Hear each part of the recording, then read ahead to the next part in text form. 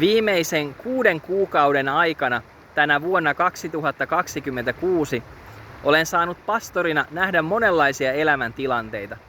Olen ollut hautajaispappina, vanhan uskovan miehen hautajaisissa. Olen ollut vauvan nimenantojuhlassa ristiäispappina.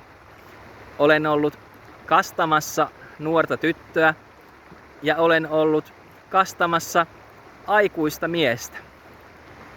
Olen saanut vihkiä 2 uskovaa avioparia avioliittoon, nuoren parin ja iältään vanhemman parin.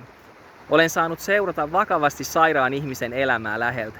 Kaikkia näitä on yhdistänyt vahva usko ja luottamus Jeesukseen, elämän antajaan, syntien sovittajaan ja ylösnousemukseen. Siihen, että Jeesus rakastaa ja Jeesus pelastaa. Seurataan Jeesusta.